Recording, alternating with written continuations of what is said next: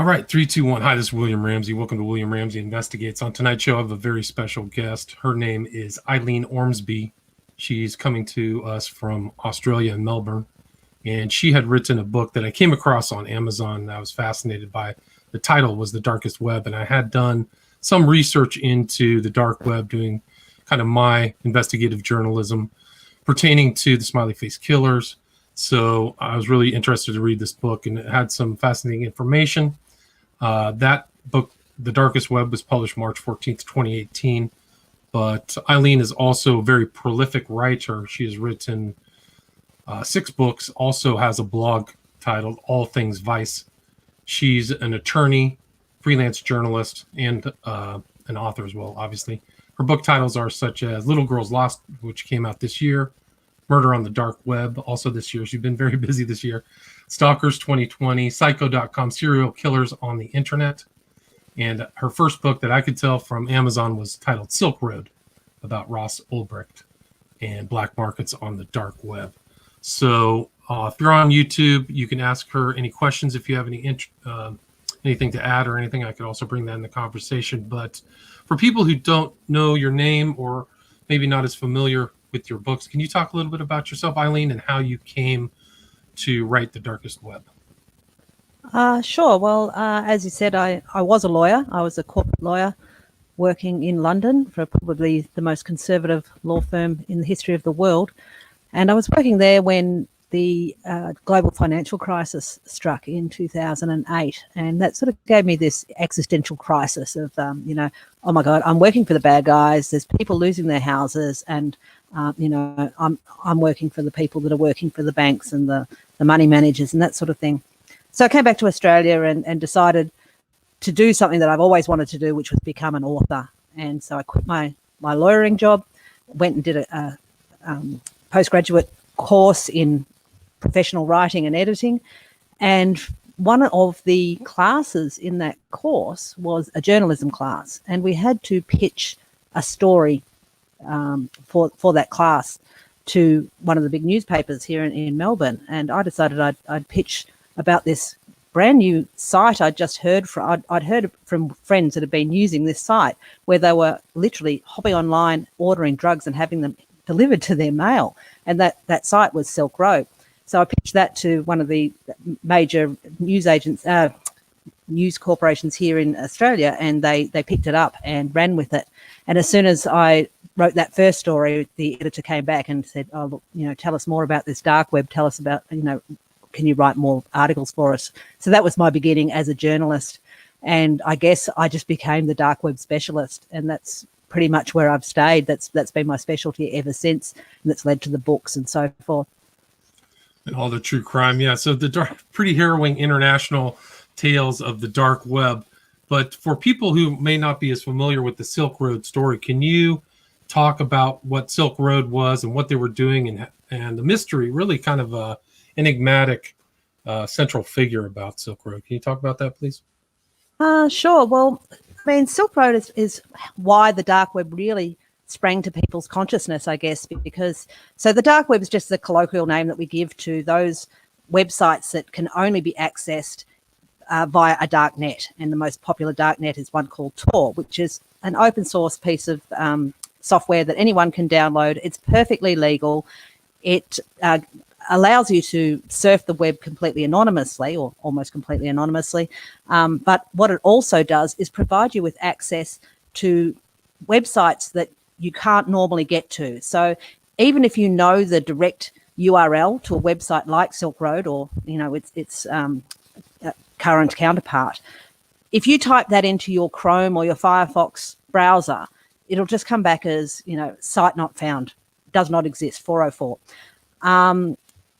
But once you download the Tor browser, which just looks like a normal browser, if you pop that same URL in there, all of a sudden you have access to it. And it's been around for a long time. It was developed by the US military and in conjunction with some others, and it was developed to protect military secrets. But the whole thing about it was if the only communications going through the Tor network were military communications, then anyone that is conducting surveillance would know, wow, that packet is military communications. So what they did was release it to the world, out wide, open source, so that anyone can download it and use it. So it's, they're hiding amongst all the noise. Right. So you asked me about Silk Road. So Silk Road, what that did was it brought together three technologies. It brought together the Tor browser, so the dark web aspect of it, Bitcoin, which was a very fledgling cryptocurrency at the time, and PGP encryption, which is a way of creating trust amongst people who don't know each other's real identities. And the idea behind it was just to be an e-commerce site like any other e-commerce site, so like eBay or Amazon or any of those big players, bringing together buyers and sellers of products. The only difference was, instead of being buyers and sellers of books or DVDs or anything like that, it was buyers and sellers of drugs. It was for people who wanted to buy drugs, people who wanted to sell drugs. And it was Bitcoin that allowed this to actually happen. Of course, there's been trades going on online for many, many years before that. People were buying and selling over Craigslist and things like that. But the sticking point was always how to pay for it. You either had to meet the person in person, or you had to arrange a bank transfer or something that could be traceable. Once Bitcoin came into the equation, that provided this brand new way of making these transactions where neither party needed to know who the other party was, and the transaction could still be made. The other thing that Silk Road did, which was just like any normal e-commerce platform, was provide an escrow service. So when someone was buying drugs, rather than paying the seller of the drugs directly, they paid the site, Silk Road, which then held on to it in escrow until the buyer said, yes, I've got delivery of the drugs, they are what they said they were, release the funds. And then, of course, Silk Road would take its little commission and release the funds to the seller. The other thing that happened when they did that, when they released the funds, the buyer would also leave feedback. So, 5 out of 5, great stealth packaging,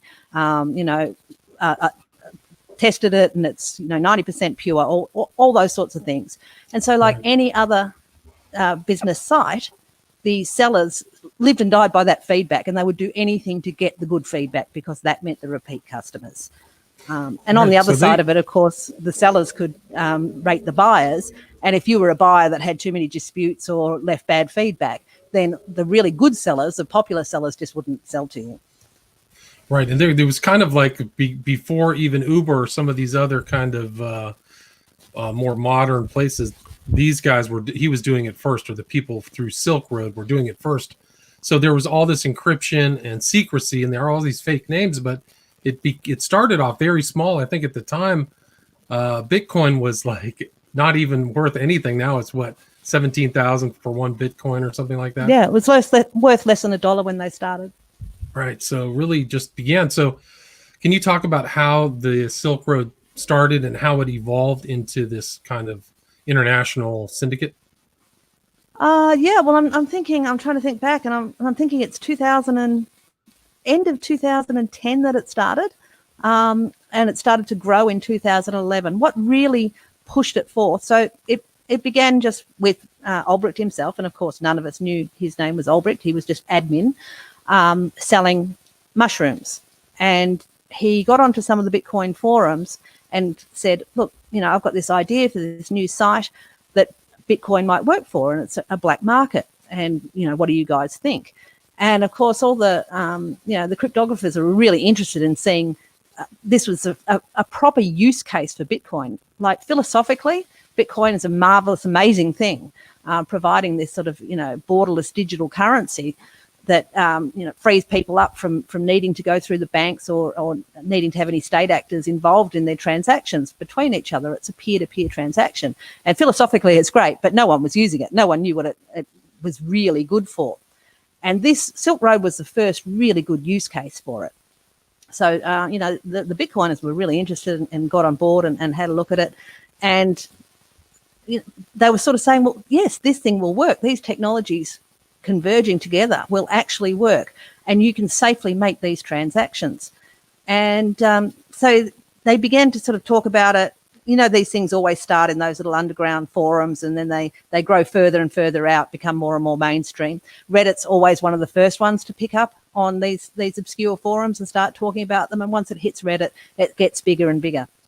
And that's pretty much what was happening with Silk Road. So it began very small and just grew slowly at first until Gawker, which was, it's now defunct, but that was a massive gossip site at the time. On 1st of June 2011, they put out an article called The Underground Market, where you can buy any drug imaginable. And after that, it just exploded. There was, it went overnight from a couple of hundred people to thousands and thousands of people logging on and checking it out and realizing that this is actually a viable alternative way of obtaining your drugs. Excuse me.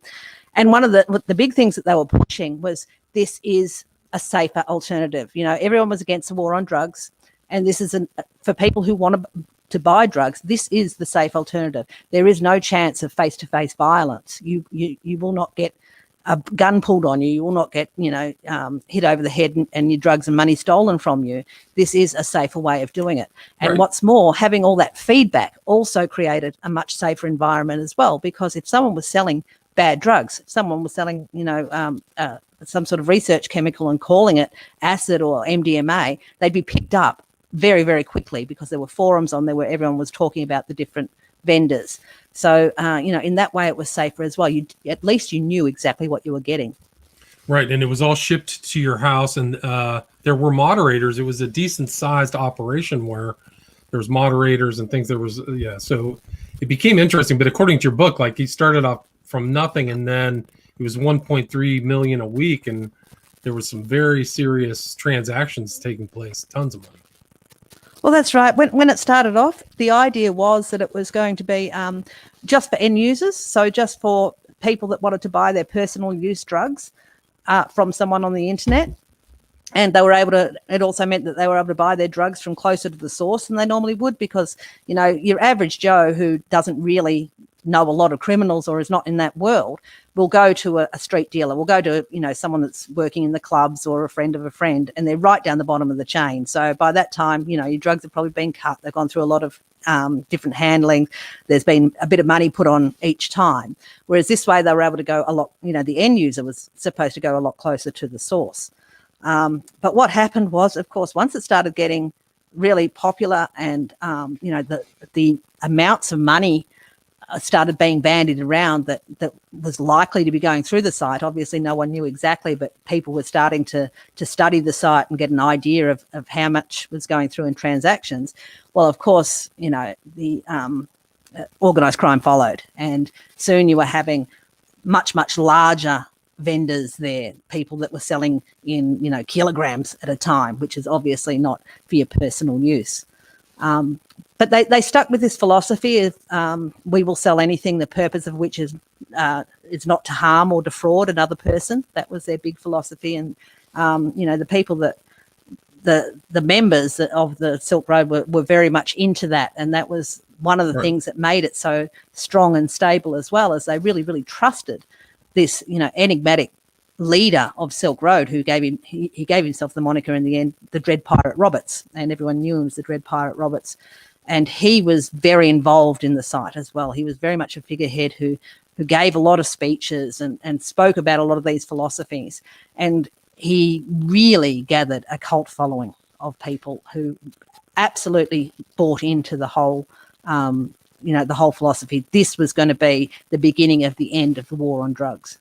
Right, and he had his libertarian ideals. He was a follower of Ludwig von Mises, so he had this kind of economic ideology. I mean, he was making money, but they definitely seemed to, even Bitcoin itself, right? So these kind of ideas were new, but these guys were right at the beginning. Ulbricht, and he's probably one of the original internet legends, or one of the underground legends, unknown at the time. But how did they decide on the name Dread Pirate Roberts? And that was like nicknames through the organization as well were from Princess Bride, right? Yeah, it's from the Princess Bride, and the whole idea behind giving himself that name is that people would not know whether the Dread Pirate Roberts was the same person all the way through the lifetime of Silk Road, or whether it was passed from one person to another, the way the name, the Dread Pirate Roberts, was passed on in the book or the movie of The Princess Bride. That was the idea behind the name. It was come up between Russ Ulbricht and his mentor, who was only known at the time as Variety Jones. He's now known to be Roger Thomas Clark, who is also facing a long time in prison. He was Russ Ulbricht's mentor all the way through when the Silk Road was running. Nobody knew about Variety Jones. He was sort of in the background running things very quietly, whereas, Russ Ulbricht, Dread Pirate Roberts, was very much out in front of people and very much a visible part of the Silk Road. Right, and they had another Inigo Montoya, so it's kind of these internal names that only Ross Ulbricht knew, but he had their identities, but nobody really knew each other, and nobody knew what Ulbricht was up to. Can you talk a little bit about how it developed and how he became involved in kind of larger criminality other than being a holder for drugs or a transactional agent for drugs? Yeah, well, I mean, I think he bought into his own legend quite a bit. He did get this cult following of people who were just so grateful to have this new opportunity to get clean drugs, a regular supply of clean drugs, that he became this cult leader, and they loved him. And I think he bought into that a fair bit.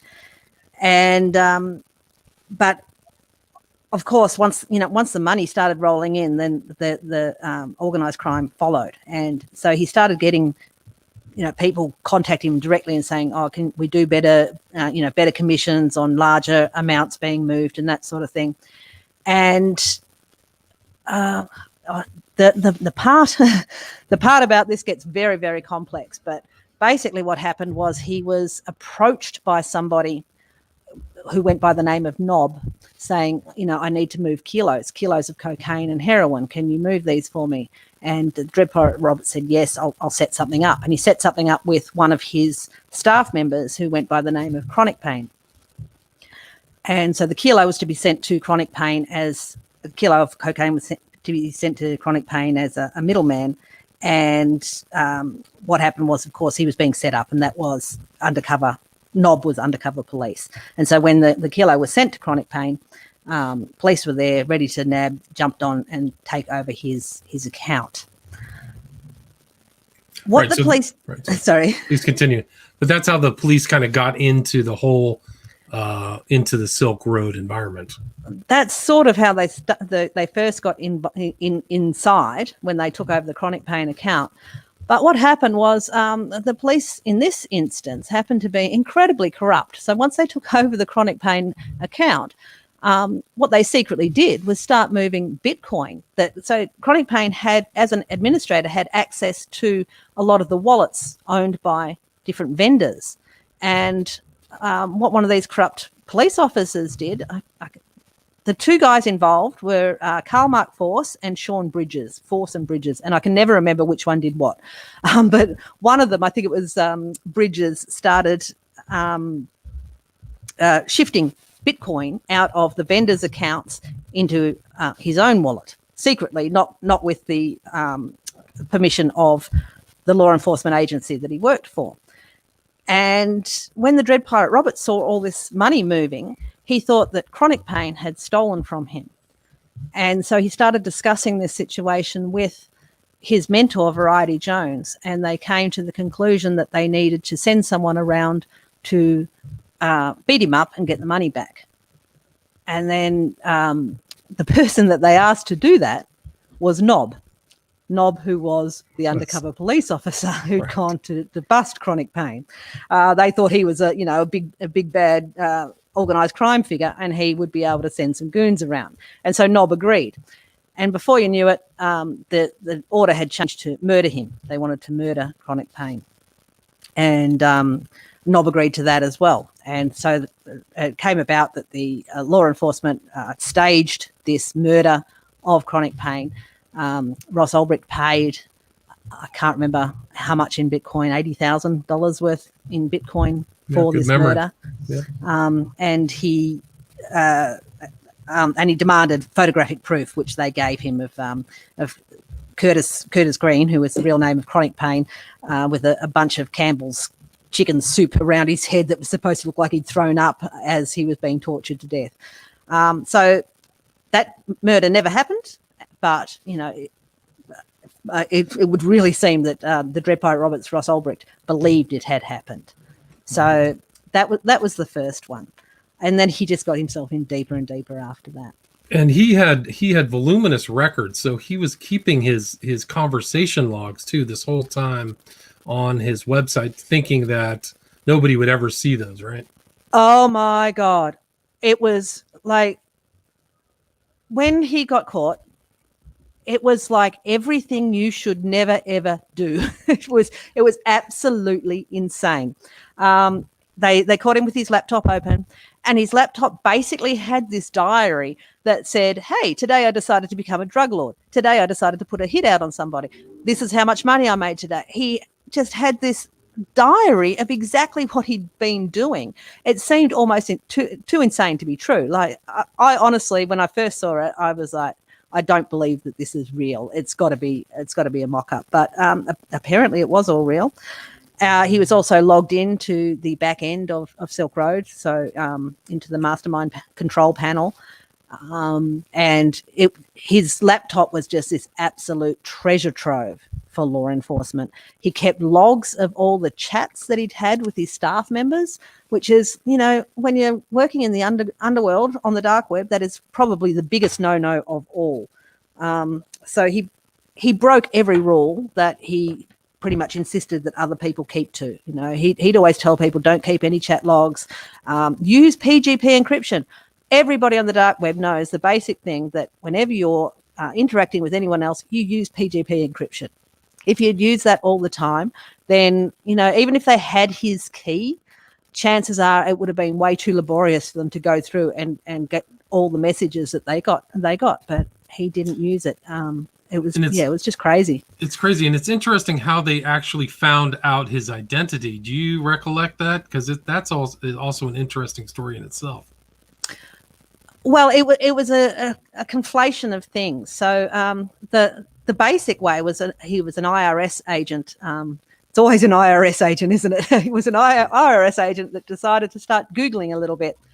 And I have to admit, I did the exact same thing, and I came up with almost the exact same result quite a while before. But he started Googling, and the first mention of the Silk Road, the original Silk Road website, which is obvious, it's a, you know, dark web websites, they tend to be a string of 16 random letters and numbers, and with a .onion at the end of it. So he started, you know, Googling for the first mention of that, and came up with this guy, this post in a forum, a Psychonaut forum, by a guy called Altoid, sort of saying, hey, have you guys heard of this new site? It seems like you can buy and sell drugs. Why don't you check it out? And then he gave this address.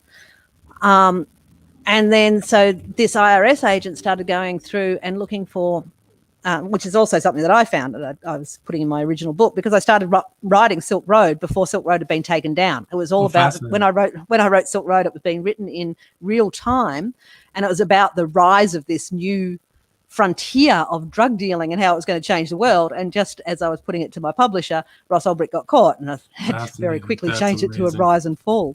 Right, because you published it right in 2014. Sorry, he was arrested October 2nd, 2013. 2013, that's right. And I just finished the first draft and was putting it into my publisher when that happened. So I had to sort of quickly withdraw it and then tack on this end bit about him being caught. But that was long before it had ever gone to court. And so there's a lot of things that came out since then that, you know, I had no idea about until it all came out in court. But anyway, so this Altoid, who had been, you know, looking like he was touting this brand new site back then, had a lot of posts in a technical forum. And on one of those posts, it was asking for a developer of some sort to contact him for a job. And it had the email address rossolbricht@gmail.com. And so the IRS agent found this, and that was that was one of the small pieces of the puzzle. But, even that was sort of, put in this mountain of evidence, because every three-letter agency in your country was working on this, and several other countries as well. So, and they're all, keeping secrets from each other and not working together that well, Right. all wanting to be the one that brought down, right? Yeah. all wanting to be the one that brought down the Dread Pirate Roberts. So a lot of them weren't even listening to this IRS agent at first. But yeah, that became the real smoking gun. But there was like a task force, so there was definitely a lot of people trying to figure him out. So you have this kind of anonymous guy, and it was very important for them to get him while he was on his computer, because they wanted to have it open so they could see everything. And I think they heard some rumor that he was at the library in San Francisco all the time, and that's really how it went down. Well, they didn't hear a rumor. They had a tail on him by then. Oh, okay. So by that time, they had figured out who he was. But like you say, they had to get the laptop open. If he'd been able to close it, he had a kill switch on it, which would have just bricked it. And the best cryptographers most likely would not have been able to get into what was on that laptop. So they had to get it while it was open, and they had to get it while he was logged in. So the way they made sure that he was logged into the back end of the Silk Road site was, by that time, there's so many different arms to this story, it's just insane. But by that time, another Homeland Security undercover agent had taken over another staff member's account. A girl by the name of Scout had this account, and she was just a sort of low-level moderator. And Homeland Security had managed to find her and take over her account, and Dread Pirate Roberts did not know that. So Homeland Security was on staff at that time under the name Cirrus. So what Cirrus did, Homeland Security guy did, was message Ross and say, "Oh, could you have a look?" Or message Dread Pirate Roberts said, "Could you have a look at this inquiry for me?" And this is while they all had him under surveillance in the library at the time. And every other person in the library that day was actually an undercover FBI agent. So, there was Ross, and there was all these pretending to read books and do all this. And so, Cirrus messaged him and said, "Could you have a look at this thing?" And so they knew at that time that Ross was going to be logged into the back end of Silk Road. And that's when they jumped on him. And the computer. Ross Oldbrook is kind of an interesting story. Can you talk about him? And we talked a little bit, but who really was Ross Ulbricht? Yeah, well, Ross Ulbricht, think if you know the actor Robert Pattinson, that's what he looks like. A very good-looking young man. He, at the time, 29-year-old Texan fellow. He was an Eagle Scout. He was a university student, bit of a hippie. But also, well, he was sort of a bit of a hippie in that he played the djembe drums and like mushrooms and weed, but he was also into this very libertarian free market philosophy of agorism. He also followed Landmark Forum a bit. He was very much an all-round nice guy that people really liked, and good strong family, lots of friends. Until he became really obsessed with the site, that sort of took over his whole life, and obviously he couldn't tell his friends about it, and he had to spend every waking moment in his bedroom on the computer. But before that, by all accounts, he was a fairly popular guy, certainly well loved by his family, nobody knew, successful. Right. There were only two other people you said that knew, that you wrote about, or that knew what he was really up to. So. Very intelligent guy. When they arrested him, they took him to the MCC. So he was in New York, right there with all these before all these other characters, Epstein, Maxwell, etc. But there was a broader operation to kind of wrap up Silk Road, correct? It was much more international than just Ross Ulbricht.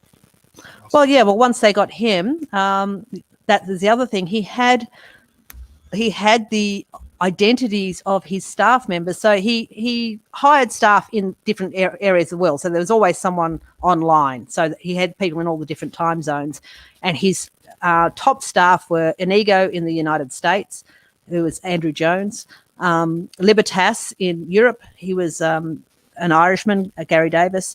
And same but different in Australia, that was Peter Nash. And so he had all their identities. He was very, very paranoid, and he insisted on having if people wanted to come to work for him, and believe me, a lot of people wanted to work for him.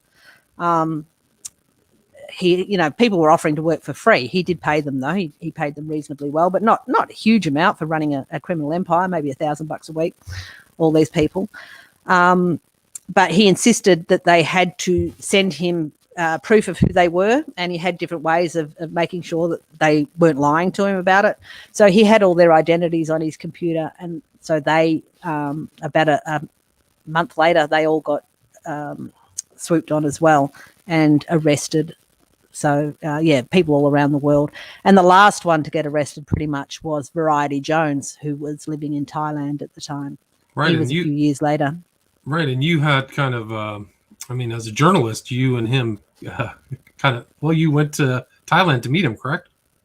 Yes, I did. So I knew him, and if you could see me, I'm doing air quotes at the moment, in an online matter first. So I was talking to him via email and this website, My Planet Gunja, that he was involved in.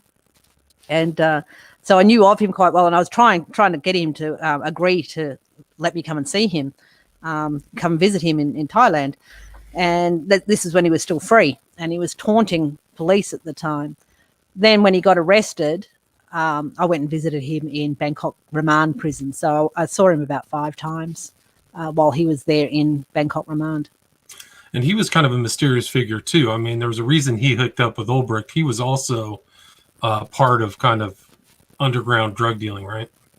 Yeah, he's a real, so he's probably close to 60, and he's a real old hand in what they call the seed biz, and he's always been involved in very much online drug trade, and a very strange character. He's been involved in a lot of different disputes and spats over the years, and he's a larger-than-life character for sure, which is exactly what Ross Ulbricht said when he first came on the scene. I've met this guy, Variety Jones. He's become a mentor to me, but he's a larger-than-life character, and that's exactly what he was. And when I met him, you could see all the time his mind was going a million miles an hour, and every day when I came in, there'd be something that I'd said the day before, and he'd obviously been mulling over it and thinking over it, because then he'd pick up on that thing and ask me, to draw things out on that. He's a really interesting character. He was fighting extradition for a couple of years from Thailand, but he is now in New York and due to be sentenced next week. Interesting. Yeah, I just saw that something happened to him. I think he was finally convicted just this year before the pandemic started. Yeah, well, he pleaded guilty, so there was no court case. And I think he's pleaded down to a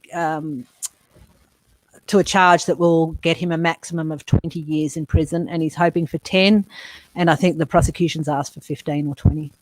Fascinating. And then the 2 corrupt cops, they also got prosecuted, correct, and are in jail or spent 3 or 4 years in jail? Yes, they both got prosecuted. They got sent to prison. And their corruption was insane. Like, it was, the 2 of them were doing these. One of them was basically, so before Ross Ulbricht got caught, one of them was contacting him and providing him with information in return for Bitcoin, and also contacting him under another name and threatening him in return for Bitcoin. So he was extorting him and bribing and blackmailing, basically. So that was Karl Mark Force, I believe. Whereas Bridges, who knew all about computers, he was the one that was actually stealing all the Bitcoin from using, Curtis Green's account and stealing Bitcoin from Silk Road vendors, which the Dread Pirate Roberts then he replaced quietly and personally without telling them that it had been stolen in the first place. So they both got caught, but both got sent to prison for something like 7 years. But mysteriously, one of them is out now, very quietly released, and that may or may not have to do with very recent news about a Silk Road wallet containing over $1 billion worth of Bitcoin has just been passed over to the Department of Justice over there from someone who claimed to have hacked it from Silk Road back in 2011. So the wallet can be traced back to Silk Road. It is one of Silk Road's wallets. That's incredible. Yeah, and That's amazing. I mean, it's this burgeoning news story. Silk Road Right. is a story that keeps on giving. It's this burgeoning news story of like, where the hell did this wallet come from? Like, people knew that it existed and that it was connected to Silk Road, but it hadn't moved for years. And no one knew really, whether it was just lying dormant, whether, maybe Ross Ulbricht still had access to it and it was just, sitting there quietly while he was in prison. But all of a sudden it moved, the whole $1 billion moved. And then we found out that it moved to the US government. And apparently it was by some hacker. And at the same time, Bridges has been released from prison very quietly. So we're wondering if it was in fact something to do with Bridges that, and he was held onto that $1 billion and sort of gave it to him in return for. Like, who would have known at that time that Bitcoin would be worth what it is today? And I think you wrote in the book, didn't you say Ross Oldbrook could potentially have been worth $90 million or something like that? Oh, he'd be worth way more. Way more. In fact, there's one good story. Like, there's one guy that was a vendor on Silk Road, and he was a real nice hippie dude. Didn't do anything hard drugs. Mostly sold paraphernalia and weed. And he got caught and went to prison. And when he went to prison, Bitcoin was worth hardly anything. 18 months later, he came out and he was a millionaire. So, so going to prison wasn't too bad for him. Yeah, and I mean, there's a lot that happened after Silk Road. I mean, I saw that you wrote about Mt. Gox, which is also involved in Bitcoin fraud. There's a lot of, I mean, the book's amazing because there's just, because of the anonymity, there's all kinds of scams. But there were also Silk Road 2.0, but also these other people who followed up after Ulbricht got arrested. Can you talk a little bit about that? Yeah, well, as soon as Ulbricht got arrested and it was all over the news, and what they were saying was $1.2 billion of turnover in Silk Road in 2 years. Well, that's good numbers for any startup, right? And people's ears pricked up and go, wow, that's a lot of money that can be made in 2 years. And a whole bunch of other people were very, very quick to step into the void left by Silk Road. And so within a month, Silk Road 2.0 had started with some of the staff members from the old Silk Road who hadn't yet been caught and incarcerated, and other markets also sprang up. So all of a sudden, it was floodgates were open because while Silk Road was running, here's another thing about Dread Pirate Roberts' cult status and Silk Road's cult status. A few other markets tried to start up. So, competition's good and all that sort of thing. And people just were not having it. They were like, no, we want Silk Road. We want Dread Pirate Roberts. Any of you others can nick off. We're not interested in you. But once Silk Road went down, there was room for all these new markets to open up. And to this day, there's the markets that are open nowadays dwarf the size that Silk Road ever got to. So, you often think of Silk Road as being the biggest, but it was the biggest at its time. But there's been many others since then that have been much bigger. Some of them have been taken down by law enforcement. Some of them exit scam. So that's a very common thing. Believe it or not, some of these new markets are run by crooks. And what they do is they wait until there's, $10, $20, $30 million of money sitting in the escrow accounts, and then they just shut up shop and nick off with all that Bitcoin.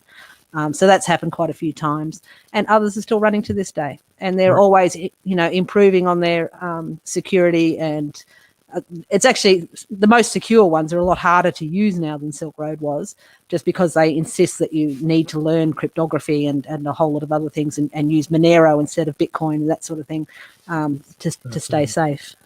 Fascinating. Yeah, you mentioned the Evolution Marketplace is one of the exit scams where they raised all the money and then disappeared. Nobody ever found them. There was millions and millions of dollars. No, Verto and Kimball are still out there somewhere. There was like Reddit went insane when this happened because everyone loved Evolution. It was so well run. It was probably the most stable and best user interface of any of the markets ever. And then when Verto and Kimball, they basically told everybody, yeah, we got enough money, see ya, and just shut up shop, nicked off with loads and loads of money. Not sure how many millions, but a lot. And yeah, as far as we know, they've never been found. They might be running another market. We don't know. It's incredible. It's amazing. Can you talk a little bit about Alpha Bay as well? What happened with that story? Alpha Bay, yeah, that was another really large market. And that was running for a couple of years or a year and a half or something before law enforcement took that one down. They bust in on a guy by the name of Alexander Kazes, who was living in Thailand at the time. He was one of the main administrators of Alpha Bay.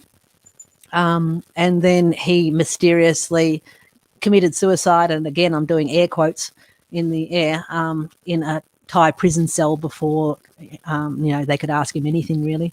But that one was taken down by law enforcement. But he also had tons of money. He had a very flashy lifestyle. But it was interesting because some of these notorious characters popped up in that case. He was arrested July 2017. Rod Rosenstein and Andrew McCabe were talking about that. But they said that Alpha Bay was 10 times the size of Silk Road. So a huge operation too. It was a huge operation. Those sort of numbers get bandied around all the time, but no one really knows how much money is going through. All we do know is it's a lot more than we ever suspected. Back in the early days of Silk Road, I genuinely believed that it was actually quite even though I knew it had a lot of users and that, I sort of thought it was a relatively modest operation. But now, you realize and they're growing all the time. So every year the Global Drug Survey comes out, and every year there's more and more people are buying their drugs online instead of, the traditional from a friend of a friend or through those sorts of networks. Wow, fascinating.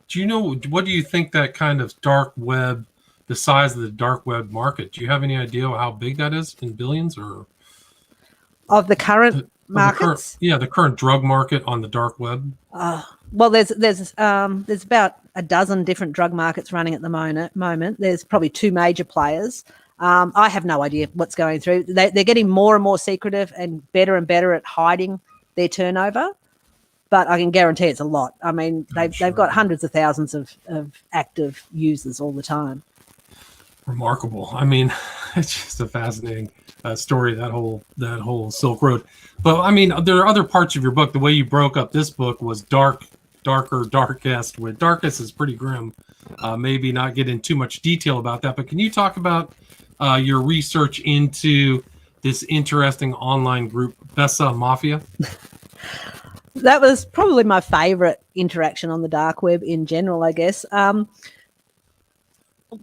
Something that always comes up that you can buy on the dark web is hitman services. They're a real staple of the dark web.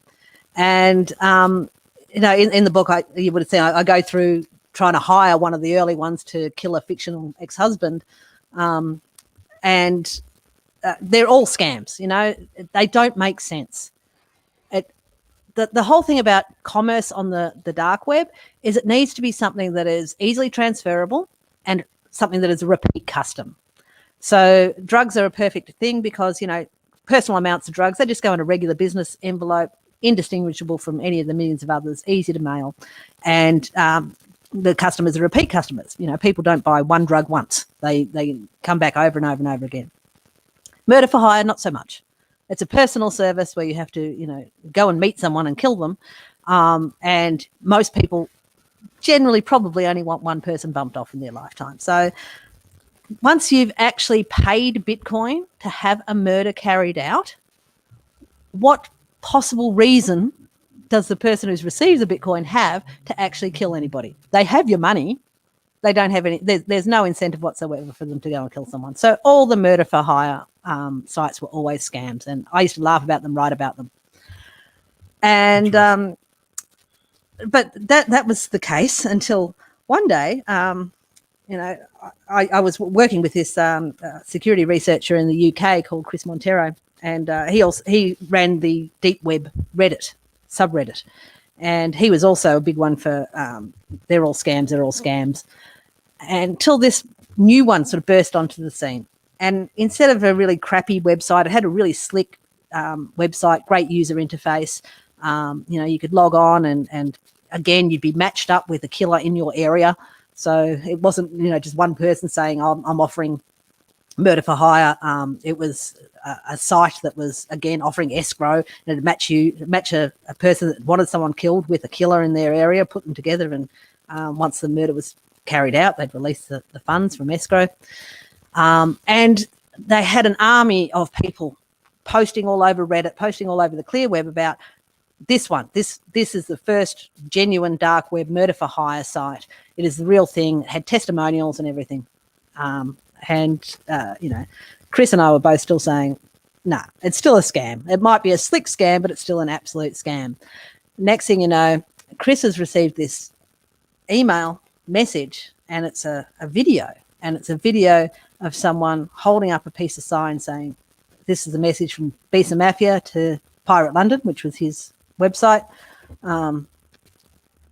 Watch this. And then it was a guy torched a car in his honour, which freaked Chris out a bit.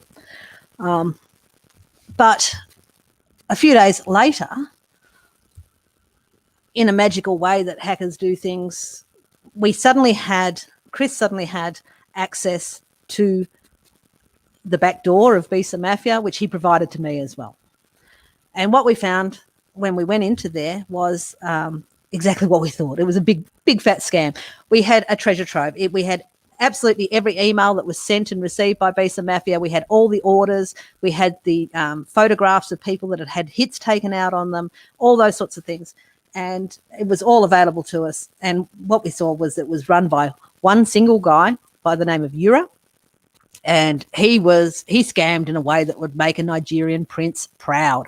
And like every time someone would pay for a murder, and then he'd say, oh, the hitman was on his way, but then something happened and we need more money. And he just fleeced these people for more and more money and never killed anybody. And people would just keep on giving him more money until they realised that they'd been scammed and give up.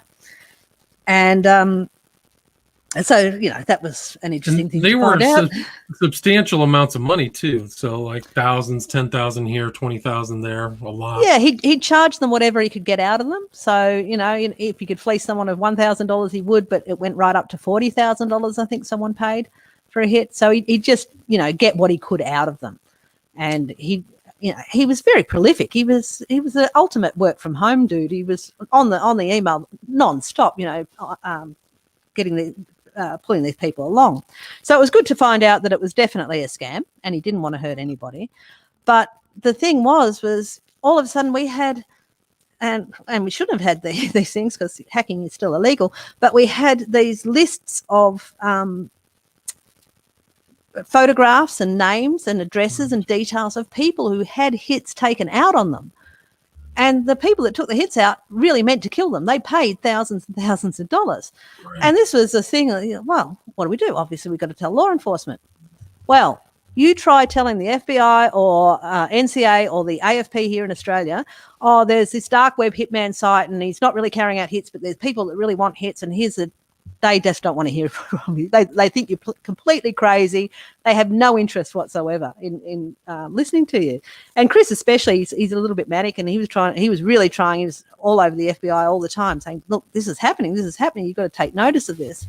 And they didn't take much notice until one of the people, and at the same time I was writing up on All Things Vice about it.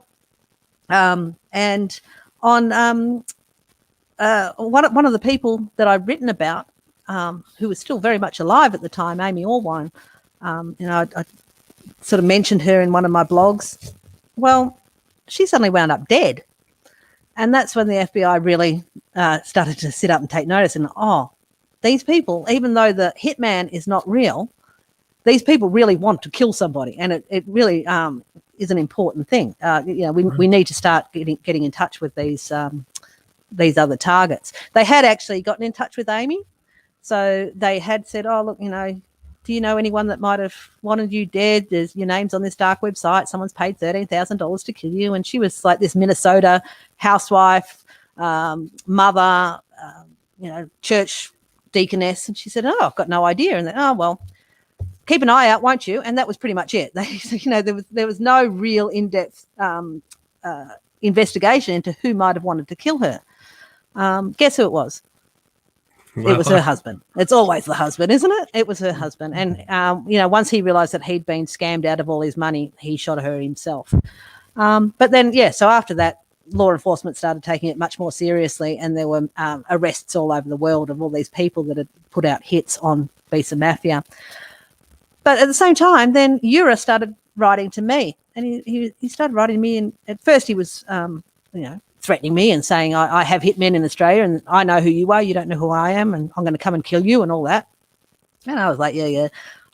I'm in your back door, dude. I know that you don't want to hurt anybody, and I know you don't have any hitmen. So I wasn't that worried, even though there was these pretty nasty threats coming through. And then he changed his tone and he said, oh, look, I'm actually doing a good thing. I'm doing the world a favour. These are people that would be murderers.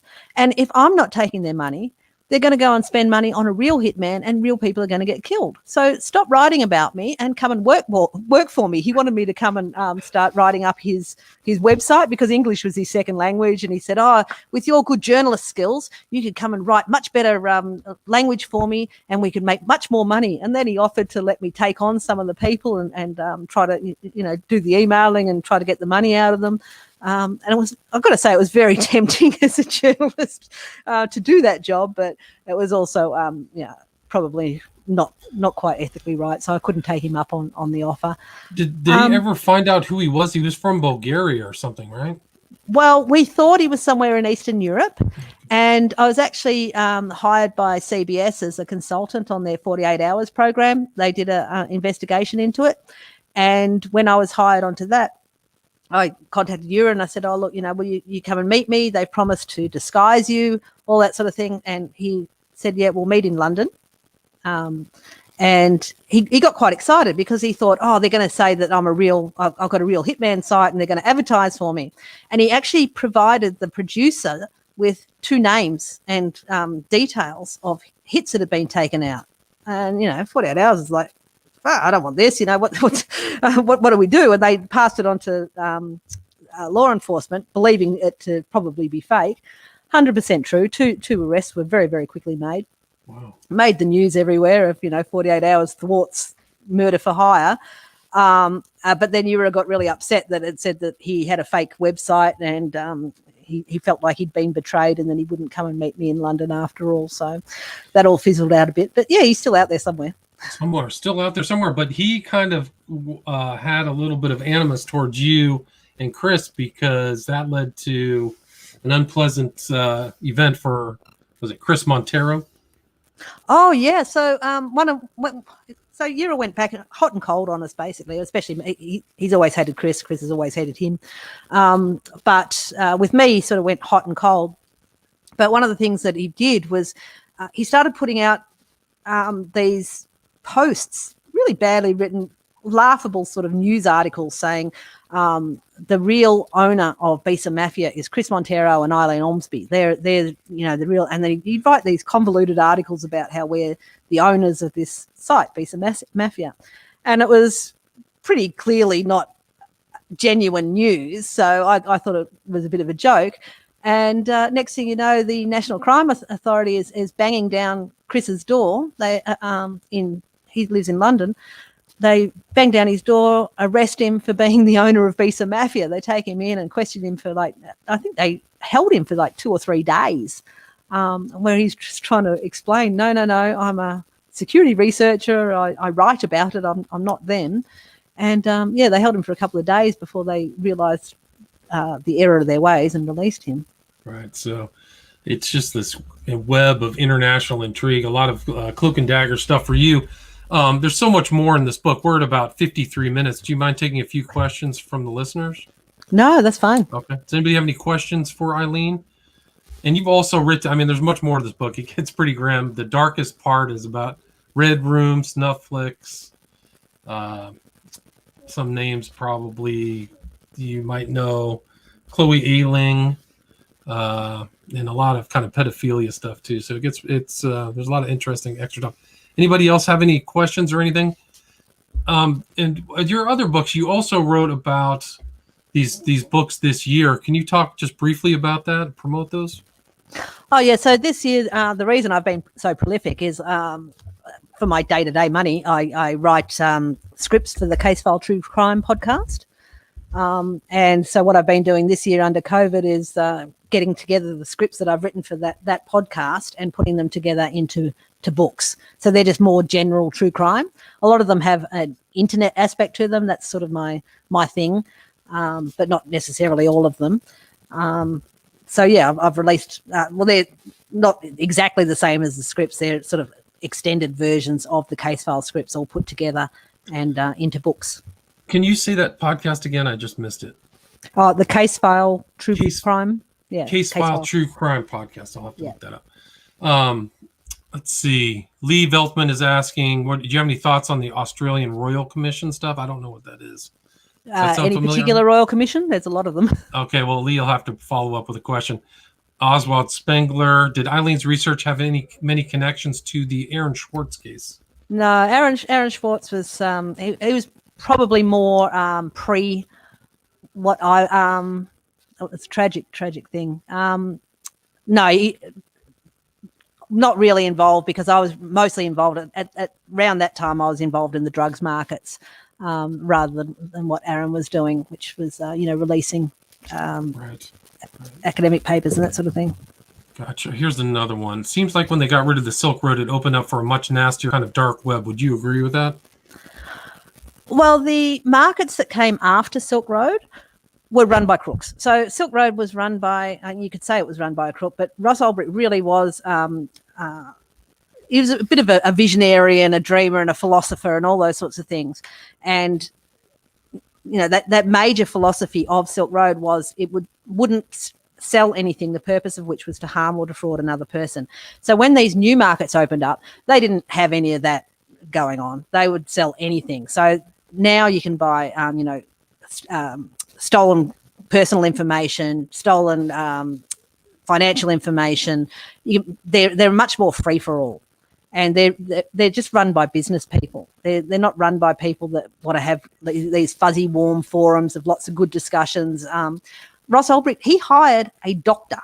There was a doctor on the staff, a real man, Fernando Cordovilla. He's a physician in Spain. His specialty is drugs, and he was on staff to provide free advice to the customers of Silk Road about their drug intake. And it was a very, very popular thing that he did.